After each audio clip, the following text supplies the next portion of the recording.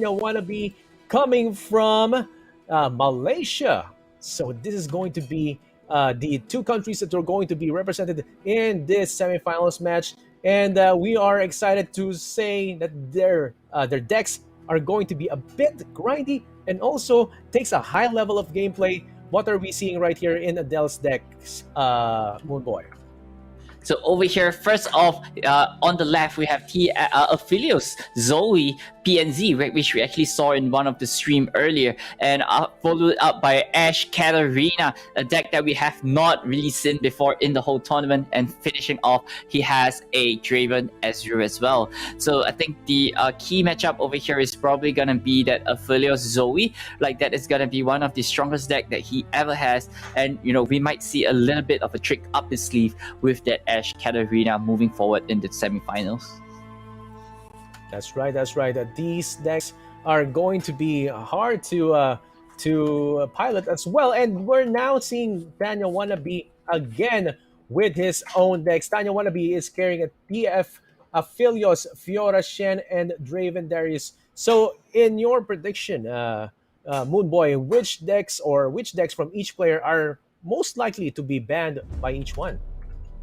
Well, I mean, on Tanya's side, I think Adel would be banning the TF Aphelios. Putting two of the best champions in the game is probably not exactly what you want to do in a tournament like that. As the two best champions in the same deck is definitely gonna go out. I think Adel is definitely gonna be aiming that TF Aphelios. And that being said, this is the deck that is probably the best deck in the meta right now. Twisted Fate, Aphelios, running on so much value. They have so much bot control with the Aphelios. They have like so much value coming in, mana value coming in with the Vault Temple, and then inclusive of the draws coming from TF. This deck basically is solid as all-rounder and is basically doing every single thing that you guys could ever imagine of. That's right, that's right. And we're seeing, of course, this kind of deck. You have seen it on the ladder. You have seen it on this tournament. Very, very effective as well, especially with the combo that you have. We've been talking about a while ago with the Boxpus easily being drawn out using the Crescendum. And also, of course, don't forget the Wiggly Burblefish. Very, very cute, but also deadly unit that can easily be copied by our players right here. So, does this deck have any weaknesses, Moonboy? Well, basically, this deck is kind of solid. The only point of weakness is probably when the Aphelios or the Twisted Fate is getting controlled in a sense. But not forgetting, he has other options of winning with this particular deck as well. The Wiggly Bubblefish is one of them. And something that he actually omitted from this deck is the Mind Melt. One copy of Mind Melt, which he didn't run in this deck. So he's really purely going on consistency, invoking into really good stuff with star shaping, huge stuff like the Great Beyond or the Scourge. Like, these cards could allow him to close off the game, and this is what this deck is all about forward as well. So here we have game number 1. In the first game of the semifinals, we have Adel going up against TanyaWannabe, with Ezreal Draven going up against Fiora Shen. So I believe probably the TF Aphelios might be banned for TanyaWannabe side, and I believe Adel is really aiming for Fiora Shen, and this is probably one of the matchup that he is looking forward to. That's right, and we're seeing an opening hand from Adel, a bunch of spells on his hand, and now Dreamblade King is going to get free attack right there. And who is favored in this kind of matchup, Moonboy?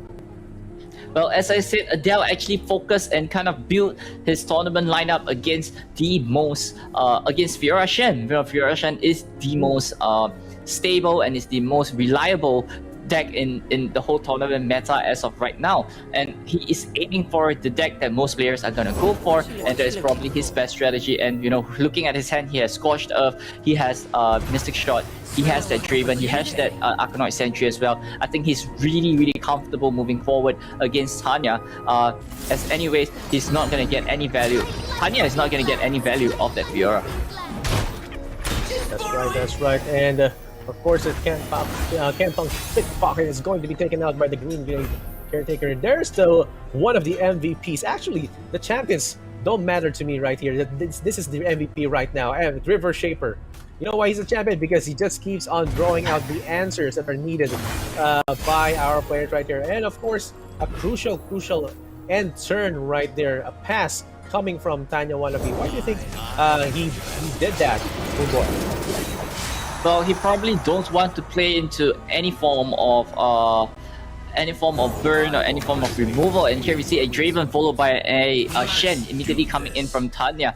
And attacking with this Draven is kind of like smart for Adel, right? He wants to damage Tanya's units, and Tanya has to be really careful of what's coming out from Adel's side of the deck, right? They have Ravenous Flock, they have Scorched Earth. So these are the kind of card that Tanya wants to avoid, and at the same time, being said that he should not be damaging his units unnecessarily. Therefore, this Shen is coming in before that Fiora, and now he just needs to protect the Fiora as much as possible so that it doesn't take any more damage moving forward.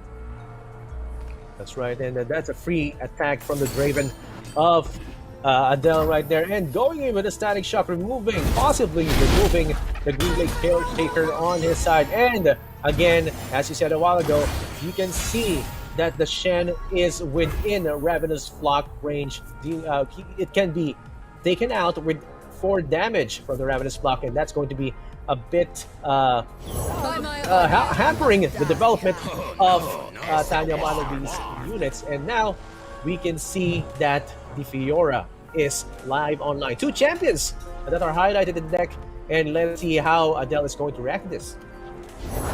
Yep, I mean, looking at Tanya's hands right now, he has ways to actually defend himself against the Ravenous Flock with just a Notified. And the biggest question for Tanya is going to be how much counterspell do you actually have to deal with whatever Adel is going to throw at you. Look at his hand right here. He has 2 Ravenous Flocks ready to go, but Tanya only has 1 point of counterspell, which is that particular copy of Notify. I don't think it's gonna be enough unless he's lucky enough to draw himself some extra counterspells. That's where the River Shaper, as what you said, is gonna come into play really crucially. That's right, and as you said, the 2 Ravenous Flocks coming out from Adel, possible removal tools for either Fiora or Shen, depending on which one is more important for Adel to remove. But looking at those Adel, that he just had a free attack towards the Nexus of TanyaWannabe. TanyaWannabe now brings out the River Shaper to possibly draw out more spells, and there you go, Ravenous Flock on targeting the first, targeting Shen right there, and Notify, and then another Ravenous Flock. He just wants to make sure that Shen is dead. Oh my gosh, single combat. What's happening right here, Moonboy?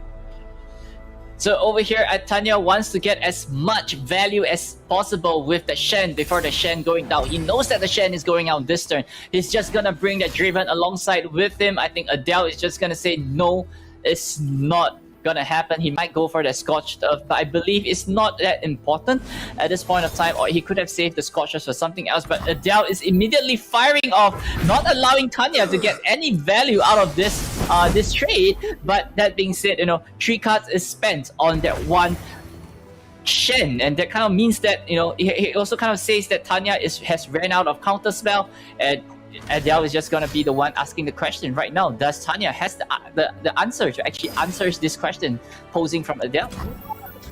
What? And there you go, Moonboy. He targets a missing shot onto the River Shaper right there.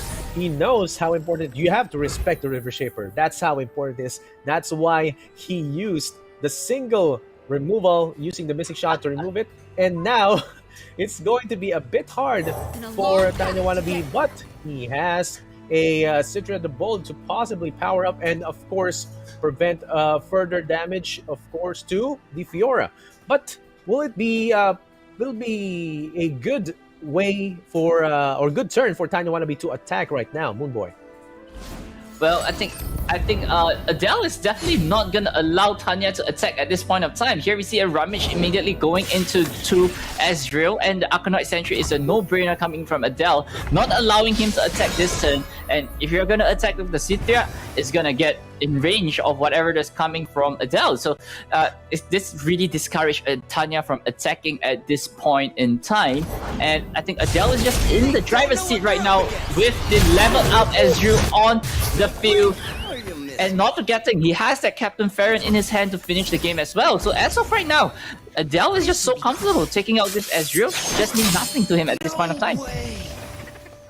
That's right, and that Ezreal is going to be, as you said, a bit of nothing because there are 2 copies of it right now, of Ezreal right now, and Captain Farron might be a good choice as of the moment, considering that we can see TanyaWannabe doesn't have any more life gain pieces on his hand. He has Concerted Strike, he has Relentless Pursuit, and Deny. That's not going to be as helpful. Maybe Deny for Decimate? I don't know. It's going to be a bit hard for TanyaWannabe to recover unless he has more lifesteal pieces on his deck that can be drawn out during the next turn. Yeah, so Tanya really wants to look for his Spirit Refuge where he could get his lifesteal and then heal up just a little. Not forgetting, this Deny top draw from Tanya is going to be pretty important, right? Right here, he could go for a Concerted Strike onto the Farron, but the damage is done too. Decimate is in his hand, so this Deny is probably ready to fire off onto any of the Decimate, and not forgetting even the Scorched Earth from Adel could also be one of the target coming in for this Deny as well. So it's really coming down to Tanya. Does Tanya wants to remove this Farron, and even if so, does he have a follow-up action for what's going to come the next turn as well? That's right, and he doesn't. It's going to be a bait to for Adel to just keep on attacking, thinking that there might not be a spell or a way for TanyaWannabe to remove that Captain Farron, and there's going to be a total of 11, 14, 17 damage on the board right now on Adel's side, and of course with the overwhelm present from Captain Farron right there, those are active sentries have done their jobs. And now the Concerted Strike is going to remove the Captain Farron right there. But is it safe for TanyaWannabe to just block off the other 2 units, or will he just leave them be? Well, at this point of time, Tanya really has to go for the block, right? So that being said, it might even left him to a state whereby he might not have any units on the board moving forward also. So removing this Farron is just a little pinch to Adel. Adel has 2 more Decimates to fire off as well. So with this amount of damage coming in, it's going to be 6 damage coming in from both the Draven and the Arcanoid Sentry, also bringing him down to 5, which is a very, very dangerous range. Not forgetting, Adel also have the Ezreal in hand. It's gonna be GG, probably by the next turn really soon. That's right, and you can see right here another spinning axe that, of course, TanyaWannabe knows that that's why he didn't block with his Citria, the bolt right there. There you go. That's another Bright Steel unit right there. And is that going to be helpful for him, Moonboy?